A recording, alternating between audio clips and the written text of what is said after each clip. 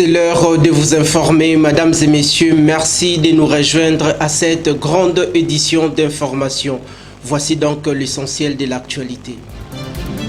Le chef du gouvernement, Jean-Michel Sama Lukonde, a déposé au président de la République le rapport contenant des recommandations issues de travaux de la table ronde axée sur l'état des sièges dans l'est de la RDC.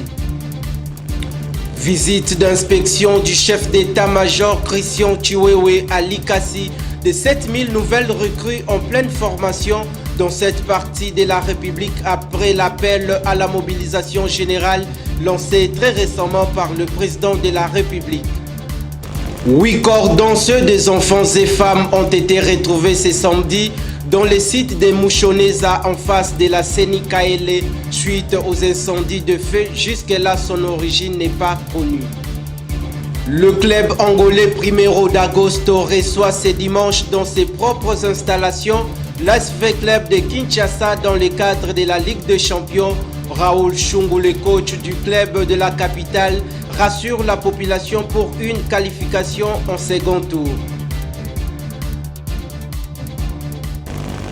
Une fois de plus, excellent week-end à vous et merci d'être branchés.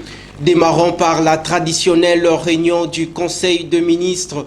Le chef de l'État, Félix Antoine Tshisekedi Tshilombo, a formulé les nouvelles critiques contre les troupes de la force régionale de l'EAC face à la dégradation de la situation humanitaire dans la partie orientale de la République démocratique du Congo. Le président de la République l'a fait savoir à ses pairs lors de la cérémonie de passation de flambeau de la présidence de SADC à Luanda entre la République démocratique du Congo et l'Angola après un mandat d'une année. Voici ces comptes rendus de Patrick Mouyaya, porte-parole du gouvernement.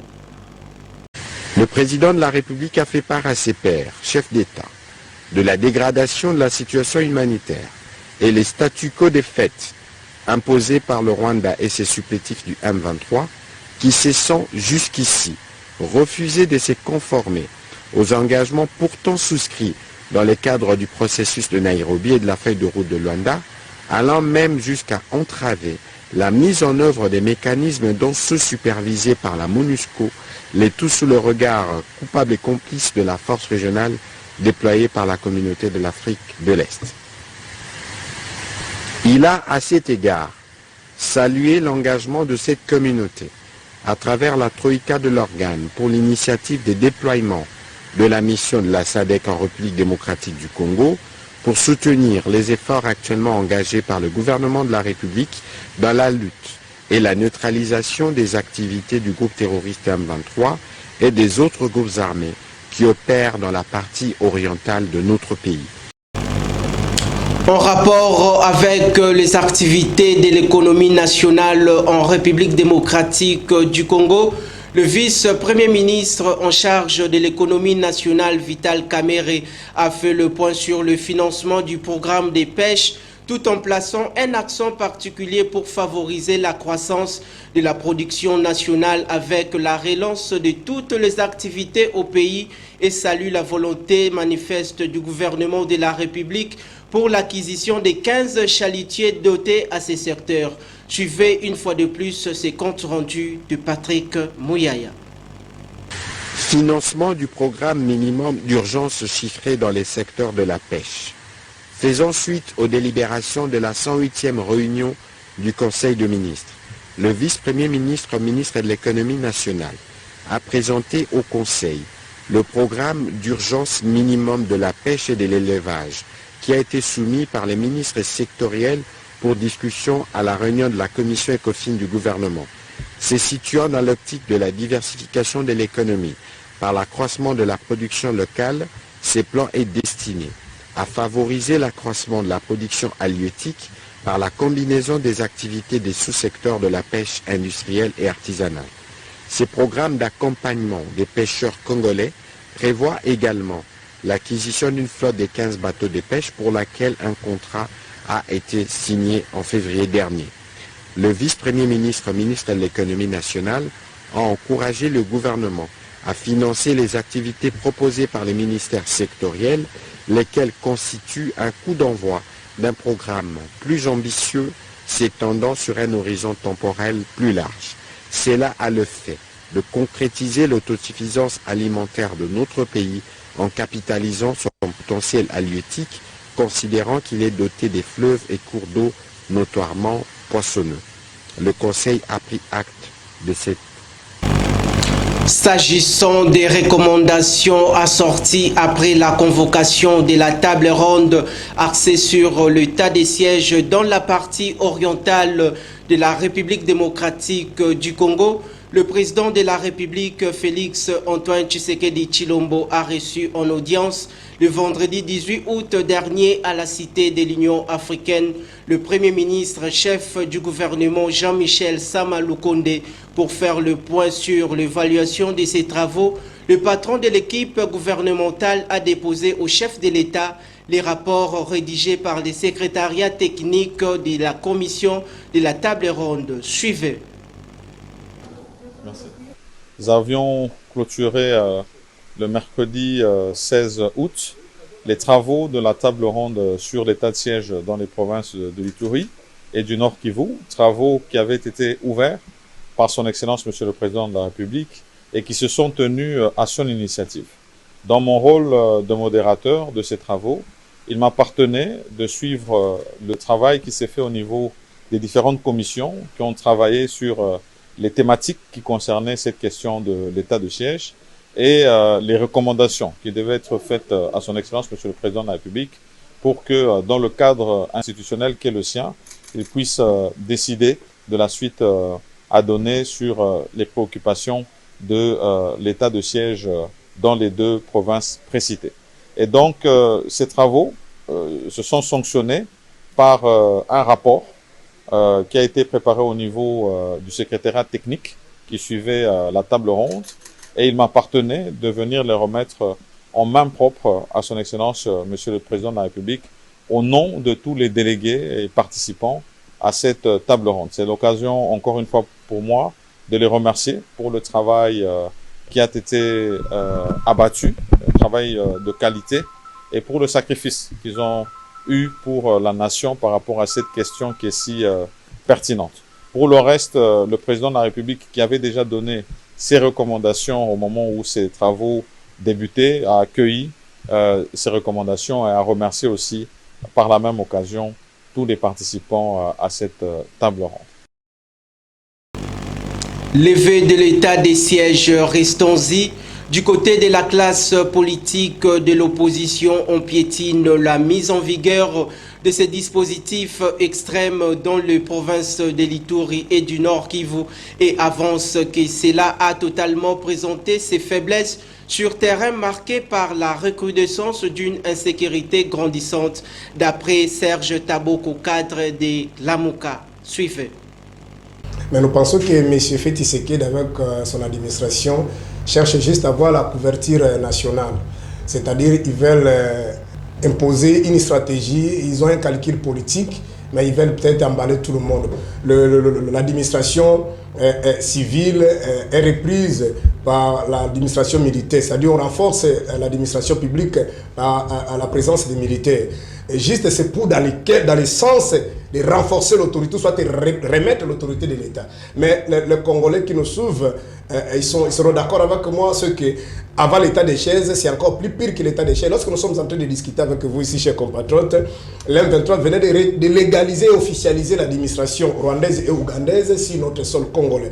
Lorsque nous sommes en train de parler, je crois que c'était hier, on m'a envoyé même une vidéo où le porte-parole de l'M23, la personne de M.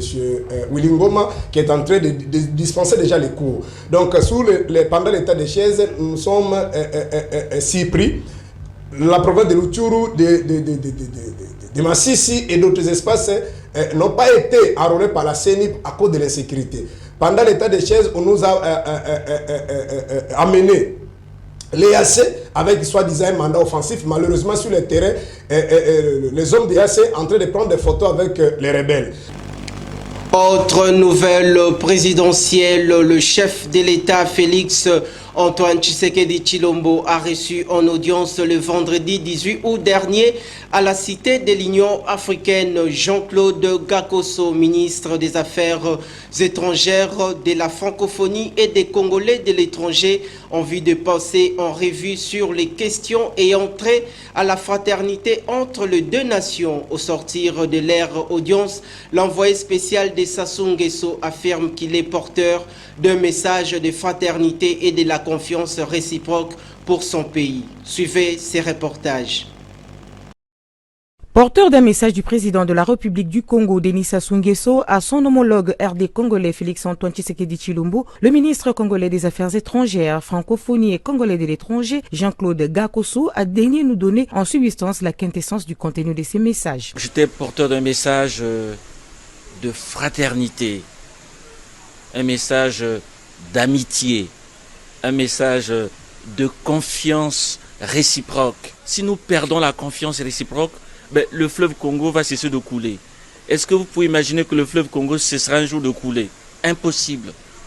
Parce que nous sommes les enfants d'une même mère. Les deux Congos sont les enfants d'une même mère. C'est parce que vous comprenez la profondeur philosophique de ces mots. Nous sommes les enfants d'une même mère. Donc nous sommes inséparables. Je suis sûr que la plupart des Kinois qui me voient à la télévision en ce moment comprendront que les choses reviennent dans l'ordre entre les deux Congos. Il n'y a pas de raison qu'il y ait des nuages entre les deux Congos.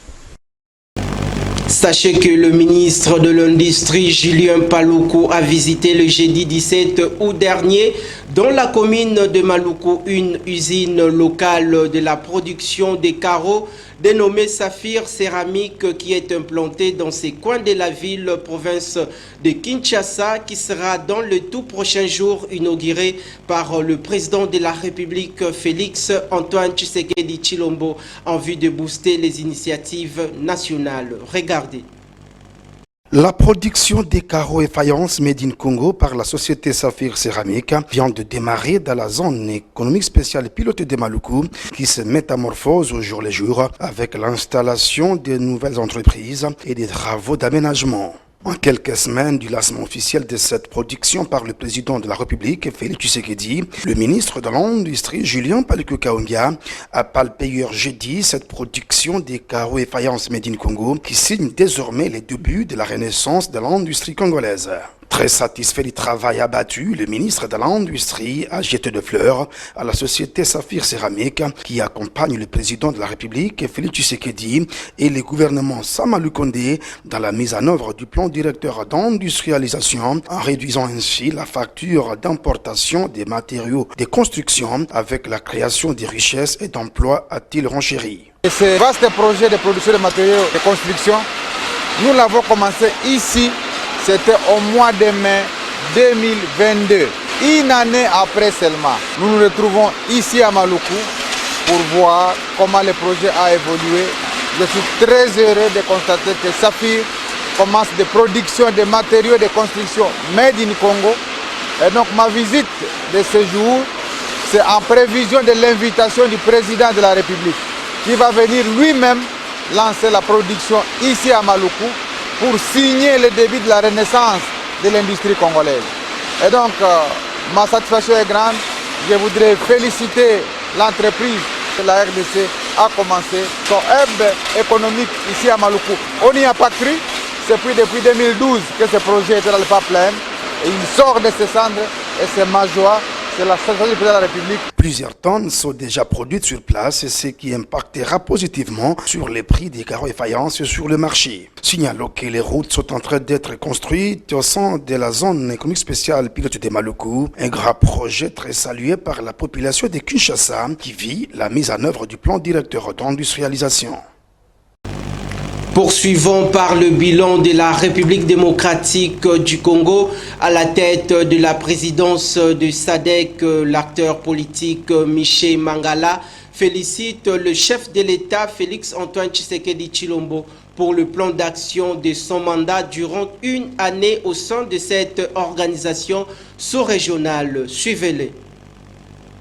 il faut d'abord remercier les deux chefs de l'État dans le sens de responsabilité qu'ils sont conscients et qu'ils assument.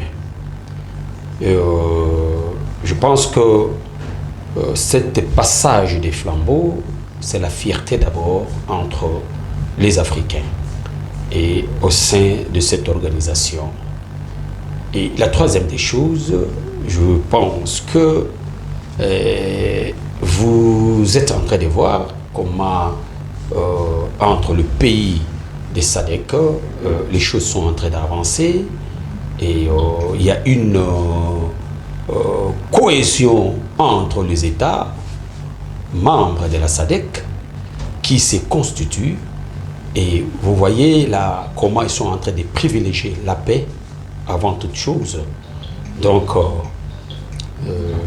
ce que nous pouvons dire, que cette passation des flambeaux, pour nous, en République démocratique du Congo, avec le chef de l'État, c'est un mandat très fructueux et que le chef de l'État a pu accomplir dans le cadre de cette organisation. Et c'est de là où aussi que nous souhaitons auprès du président Lorenzo une fructueuse mandat pour qu'il parvienne à protéger les intérêts du pays de membres de SADC et que l'union, l'unité existe au sein des États. D'un dossier à un autre, le chef d'état-major, le général Christian Chiwewe Songesha, a effectué une visite d'inspection le vendredi 18 août dernier dans la ville de Likasi, en province de Lualaba, pour palper du doigt de l'évolution de la formation des 7000 recrues de FARDC qui avaient répondu à l'appel du chef de l'État, celui de la mobilisation générale. Il a ensuite assisté à une phase d'exercice des troupes de l'infanterie, mais aussi a par ailleurs lancé le message de félicitations et d'encouragement à tous les instructeurs de ces différents centres de formation. Regardez. Après l'étape de la base militaire de Kamina, le chef d'état-major général de FARDC a visité ce vendredi 18 août 2023 près de 7000 recrues en dernière phase de formation au centre d'instruction des Mour à Likasi, dans le cadre de la poursuite de sa mission d'inspection et d'évaluation du niveau d'avancement de la formation de ces jeunes qui ont répondu à l'appel à la mobilisation générale lancée par le commandant suprême, chef de l'État, Félix Tshisekedi. Il a à cette occasion pris part à un exercice de manœuvre exécuté par ces recrues.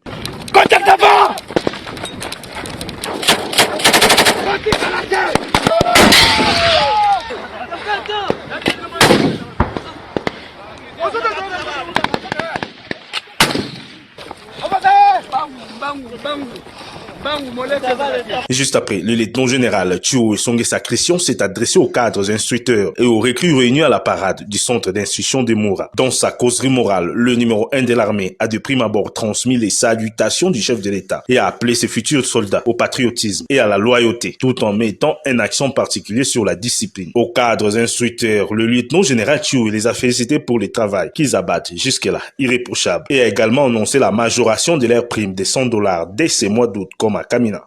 Mampinga ya FARDC, notre devise.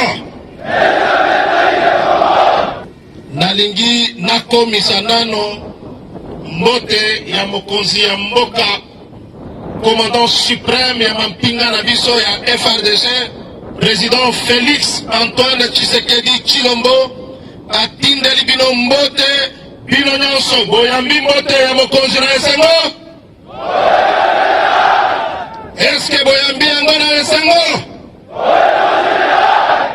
Merci beaucoup. Signalons qu'auparavant, le général Chiwewe avait pris part à un briefing sur la situation de l'école, des sous-officiers et des centres d'instruction des Moura, lui présentés respectivement par leurs commandants, les colonels Ikomo Bienveni et Sanza Desemba, avant d'effectuer une visite guidée du site qui va abriter le nouveau centre de santé. Prenons cette information en bref. Après des inondations qui ont sémé des centaines de morts à Nyamukubu et Bachouchou, le rescapé font maintenant face à une situation malheureuse liée aux incendies. Les sites de sinistres de Mouchoneza en face de la CENI de Kaele était en fait jusque-là son origine reste inconnue. D'après le bilan dressé, 8 corps dont ceux des enfants et de femmes ont été trouvés et les enquêtes continuent sur le lieu en vue de faire la lumière quant à ceux. Rendons-nous en international après la série des réunions entre le membre de la CEDEAO dans le but de lever l'option sur la situation de la crise politique au Niger. La force spéciale d'intervention militaire de cette organisation sous-régionale s'est dit également prête pour activer une opération de grande envergure pour rétablir le président démocratiquement élu Mohamed Bazoum à l'ordre constitutionnel. Voici ces reportages signés par nos confrères de la France 24. Good job, explique un haut gradé de l'armée ghanéenne. De son côté, un officier supérieur d'un pays francophone qui a pris part à la réunion d'Accra explique que le travail était bien fait, que tout est millimétré sur papier et qu'il y a eu une excellente coordination sur papier des actions à mener par les uns et les autres. Alors, il y a la logistique, c'est prêt, on sait désormais combien de troupes il va falloir. Il y a la stratégie qui est déterminée déjà sur papier. C'est secret défense, on ne veut pas en parler, mais on sait désormais que 2 pays vont jouer un rôle important en cas d'éventuelle intervention militaire au Niger. Ensuite, il va falloir un calendrier. Pour le calendrier, ce qui se dégage, les chefs d'État auraient donné le feu vert au président du Nigeria, président en exercice de la CEDEAO, dont le pays est quand même la locomotive de l'opération pour déclencher les hostilités. Ou, deuxième cas de figure, explique quelqu'un, il se peut que le président du Nigeria prévienne discrètement ses pairs avant de donner le top du départ des opérations. Alors on parle beaucoup d'interventions ciblées. Un participant à la rencontre a dit qu'il ne faut pas s'attendre forcément à un grand déploiement, donc probablement une intervention ciblée si bien sûr il y a attaque pour rétablir l'ordre constitutionnel. Mais cela dit, malgré la fin de la réunion d'Accra, certains pensent toujours qu'il est possible d'arriver à une solution négociée pour trouver une issue à la crise. Et de l'autre côté, retenez que le Canada est en train de traverser une situation terrible de son histoire liée au ravage de feu dans la grande superficie de son étendue. Jusque-là, les causes de tous ces incendies ne sont pas encore élucidées par le gouvernement, mais une équipe des enquêteurs est à pied d'œuvre pour établir la lumière sur les dossiers. Suivez. 22 vols sont prévus pour continuer à évacuer ces quelques 20 000 habitants de la capitale des territoires du Nord-Ouest, Yellowknife, vous l'avez dit. Pour ceux qui n'auraient pas pu prendre l'unique route pour pouvoir fuir cette ville de Yellowknife et rejoindre l'un des nombreux centres d'hébergement d'urgence qui ont été mis sur pied dans la province voisine de l'Alberta, au sud, 22 vols aussi dans lesquels les autorités qui, elles, restent sur place, parmi lesquelles des élus locaux, mais aussi l'armée canadienne, espèrent voir monter en fait les plus réticents, puisque certaines personnes ne veulent pas quitter vraisemblablement leurs habitations de peur d'être pillées ou cambriolées. Des rumeurs ont circulé sur les réseaux sociaux notamment, et c'est ce qui a pu inquiéter les autorités pour mener à bien cette évacuation d'ampleur hors norme et inédite, évidemment, pour les autorités de Yellowknife. La seule chose dont vous avez besoin, c'est de quitter la ville au plus vite, a résumé finalement dans un message aux populations la porte-parole des forces opérationnelles interarmées Nord. Et ce, alors que effectivement le feu continue de progresser à 15 km aujourd'hui à l'ouest, au nord-ouest de Yellowknife, mais les équipes sont à pied d'œuvre et vraisemblablement progressent dans leur lutte contre ce brasier. Sport à présent, première séance d'entraînement de la formation sportive Vita Club de Kinshasa en terre angolaise. le vendredi 18 août dernier avant d'affronter Primeiro d'Agosto au premier tour de la Ligue des Champions, tandis qu'à Lubumbashi, le tout-puissant Mazembe a débuté avec les séances d'entraînement avec son public ce samedi dans cette ville cruprifère. Suivez. Les Moscovites de Kinshasa, déjà en terre angolaise, pour les matchs qui les opposent au Primeiro d'Agosto de Luanda le 20 août prochain, un match comptant du premier tour de la Ligue des Champions africaine. La journée du vendredi 18 août dernier, le club vert et noir de la capitale congolaise a pris connaissance du terrain au complexe Deportivo de Mosterne de Almeida du club sportif Petro Atlético de Luanda pour la séance d'entraînement avec une équipe complète à 2 jours du match. Il est à noter que le club est à sa 36e participation en compétition africaine depuis sa première apparition en 1971. Et c'est ce dimanche 20 août que Banambongo seront reçus par les os militaires angolais au stade national de Tundavala dans la province de Huila en Angola. Par contre, l'autre représentant de la RDC en Ligue des Champions africaine, le tout-puissant Mazembe, a ouvert les portes à ses fans aux entraînements ce samedi 19 août à Kamal City. C'est en convivialité que s'est déroulée cette séance à quelques jours du coup d'envoi de la Ligue nationale de football cette saison. Dans le même ordre d'idées, en conférence de presse d'avant-match, le coach du club congolais, Raoul Chungu, rassure l'état de ses poulains dont l'objectif est la qualification en deuxième tour de la prestigieuse compétition africaine. Suivez.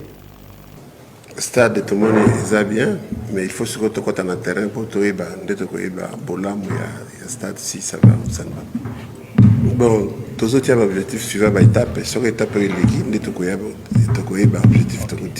objectif. Tout ça bien, tout ça un problème, santé ça bien, je base bien, tout la détermination, l'équipe est menée, donc tout ça un souci de mon côté. Tout na Armada na bisonyos. Je bazali, je roya compétité pour azoki azate, bagonyos baza bien.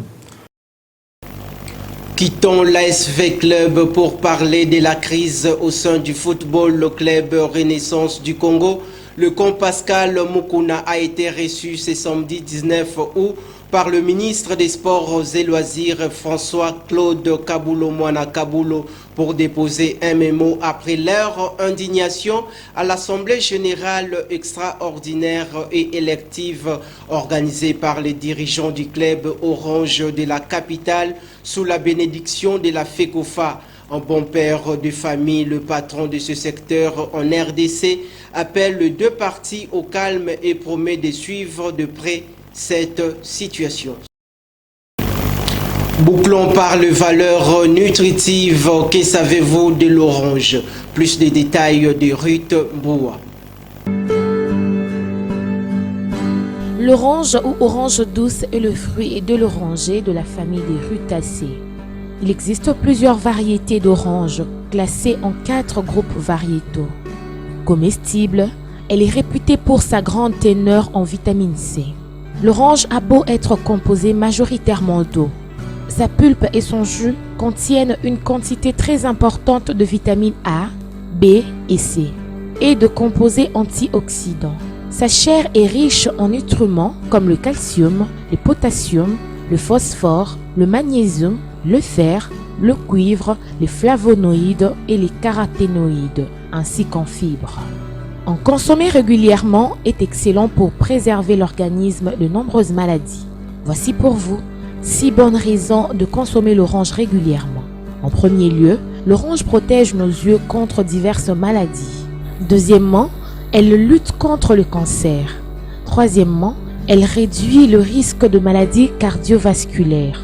En plus, elle réduit l'inflammation, mais aussi elle soigne le rhume.